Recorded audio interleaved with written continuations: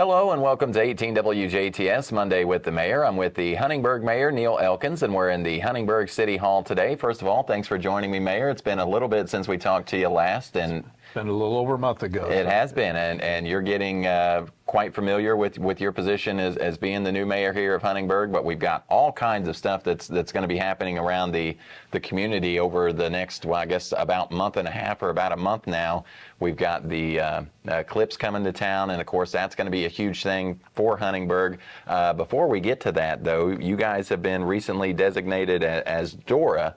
And that's something that Jasper's done as well, that we've kind of talked about. But what exactly is DORA, and how can you explain that to us? Well, I don't like the acronym that the state chose for this, but because people think it's DORA the Explorer or something like that. But it's the designated outdoor refreshment area. Refreshments meaning alcoholic beverages that can be consumed outside of a bar or a restaurant establishment that sells that alcohol. They're limited to a 10-ounce plastic cup or a 10-ounce, 12-ounce plastic bottle or cup of wine or a 16-ounce cup of seltzer or hard liquor or beer. Or hard seltzer or beer. They do have to have the designated logo on it. So people can go into, for that matter, like Yard Goat right now, they have an outside refreshment area, but you cannot leave that. Now you'll be able to walk down the street, do shopping, be part of an event with that drink, as long as it has in the proper container that's marked as part of that DORA. The area will cover all of Market Street Park and then 4th Street from Jackson Street over to Geiger. Okay, and how do businesses go about getting into that or opting into that to be able to be a provider of that? Well, at the time that the permit was issued or applied for last year, they had to designate these businesses whether they wanted to be a part of that. So they get a permit, they get a temporary, they actually get a permit outside of their regular permit from the state of Indiana. Then they tie themselves to the state's permit, and we have an ordinance that regulates how that is done and the process. There is a state application as well as a city application that they would file for, and after the end of that application, both the state and the city would have to grant them permission to participate. We actually have Butcher and Barrel that is not open yet, but hopefully it'll be open up here real soon. Excited about that. They've already applied for their application. They've been approved.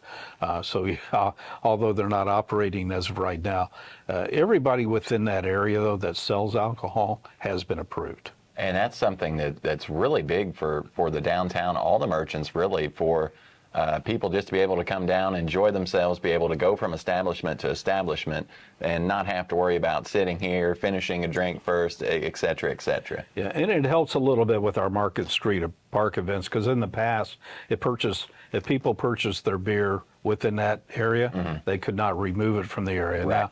Now that option is available for that. Now the event themselves can restrict and say, no, you have to stay here with your alcohol. But if they want to allow them to leave and head up to 4th Street and mill around a little more, that is available. People become more responsible and more aware of being responsible when there are those rules in place, and you can watch it, and they're not sitting in the bars continually drinking. Right, they're getting out and about.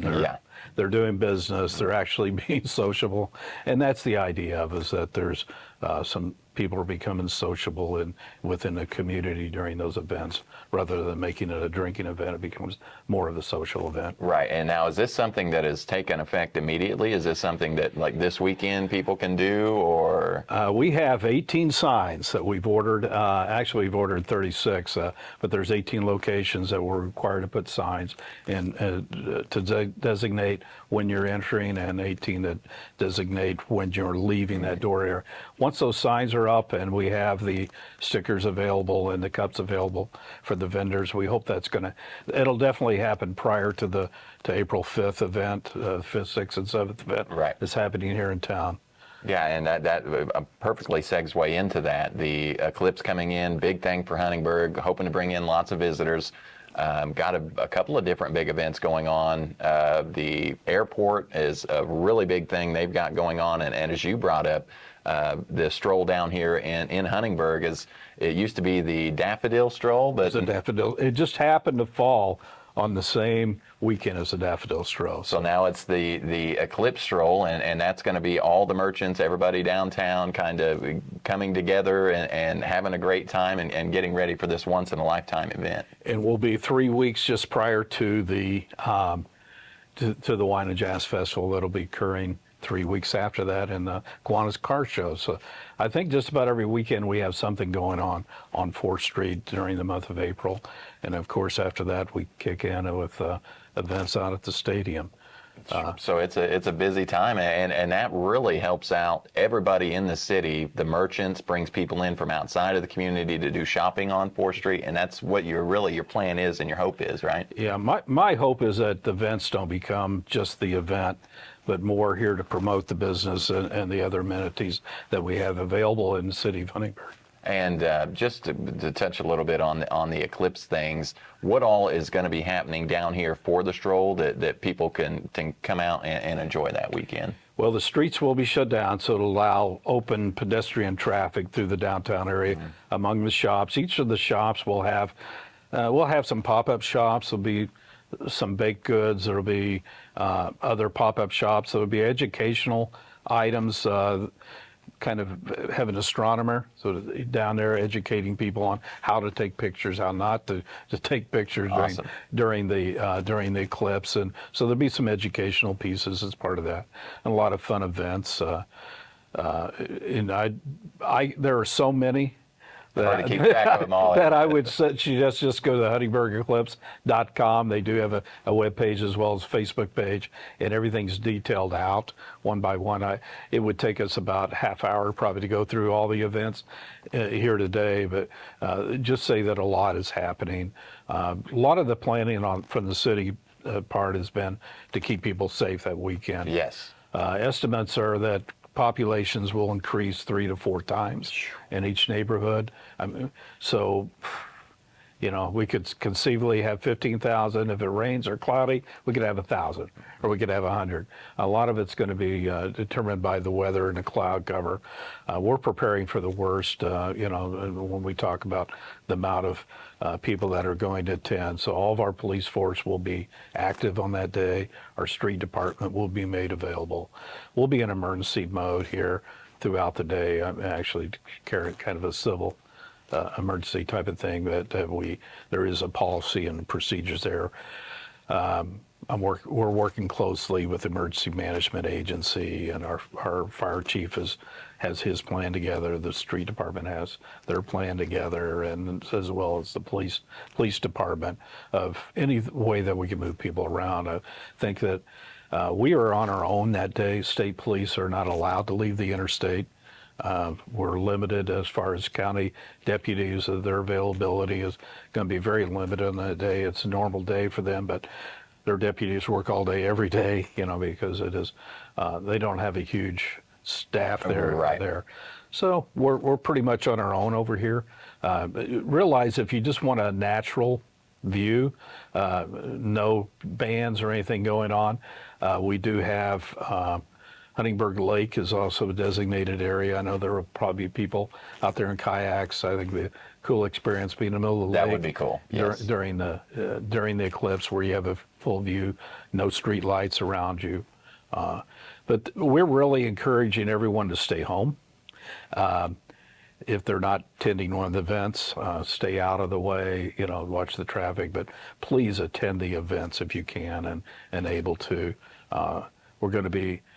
We don't know what's going to happen with traffic. A fender bender could close a highway down, Right. if there's a lot of traffic. Yeah, and it sounds like you guys are doing a great job of at least getting plans in place to be prepared for something that's unpreparable. It's kind of hard to say that you're going to be prepared for something like that. But again, it's a once-in-a-lifetime event. And I just kind of want to echo what you said. people get out to these events, but don't make sure you're just running to the grocery store for a gallon of milk that day or whatever. Make sure you have all those things out of the way and done with, and just kind of take the day off, enjoy, slow down, and get out and enjoy the once-in-a-lifetime thing here. Yeah. And all the events are ticketed. The high school is renting parking spaces out for events where you can watch it at the football field, as well as you go online for the events at the airport and purchase tickets ahead of time. And we are going to be offering shuttle service here at the city for people to get from event to event if they are having problems driving, to each of those events. Yeah, and that'll be important as well, something like that to help get people from there to there. Because as you said, it's just, you have no idea. Like you said, it could be cloudy and rainy and 1,000 people show up, and there could be 15,000 people. So you just really never know. But to get to more serious things, you do have some bidding that have just opened up for the wastewater treatment plant, and that's something that's big for the city of Huntingburg. Yeah, we're depending on who you talk to, that's a $20 to $27 million. We don't know where the bids are going to come in, but it will be the biggest capital expense that the city has ever made, or even from a business standpoint, the biggest capital expense any project in the city of Huntingburg. Will be opening bids later this week. Actually issuing contracts out within about 2 or 3 weeks after that point. Once the bids we've been able to review the bids. That project will begin as soon as we can this summer. We have 4 different areas of funding. They all have to approve the construction startup date. It will cause some interruptions, traffic interruptions on First Street. First Street, of course, leads to League Stadium, where we have a lot of events. So our calendar and our schedule, our construction schedule, has to be adapted to be able to allow for the Red, White, and Brown Festival, for the Herbst Fest, the Bombers games, and other events that happen at the stadium. So it'll be fun over the next probably year and a half of managing that aspect of traffic flow on First Street. And we talked just a little bit off air. We said expansion, but you even mentioned off air it's not really an expansion. It's going to make the treatment center smaller, but more efficient. More efficient. Yeah, we'll be able to. I believe it's almost triple the capacity of the plant, but do it in a smaller area, more efficient, using new technology. Yeah, it'll be a state-of-the-art facility. So. And as you mentioned, it will take a little bit of time to get that done, and you've got to do kind of the weaving around, like you said, the Red, White, and Brown Festival, the Herbst Fest, the Bombers all summer long, which is a thing in itself that you've kind of got to get around as well. So. How do you do that? Do you get with the street department and other leaders and just kind of, do you have to sit down at the calendar and say, this is the only week we can do this, this is the only week we can do this, or how does that work exactly? Yeah, we've actually, within the contract for the bid, listed all those dates and times that street needed to be made available. So it is there. We do have engineers that are managing the construction project, as well as our own street department that will ensure that they keep to that schedule that's listed there. We've already begun conversations with Red, White, and Brown, and with the Bombers group, Justin Knapp and his group, and then we'll get together with the Herbst Fest committee. They've already, I think, called here panic one day, is the road going to be closed during the event? We said, rest assured that we will not close First Street during that event, because it will at some point close Cherry Street, First Street intersection, which is where the entrance to the park is outside. And that is an inconvenience. People think that's an inconvenience, but for something like what you're wanting to do, you've got to kind of see the bigger picture about everything. Sure, it'll be inconvenient for maybe a few months with the closure of First Street, but once you get this done, it'll be a huge thing for the community. Yeah, it'll be I think probably a cleaner system than what we see now. All right, Mayor. Well, we appreciate you joining us, and we hope you do have a great eclipse. We're not sure if we'll catch up with you again by then, so we hope everything goes great for that and everything's smooth sailing, and we'll catch up with you here in about a month or so. Looking forward to it. All right, thank you. And that was Mayor Neil Elkins, the Huntingburg Mayor here from the City Hall of Huntingburg. Weather is next on 18 WJTS.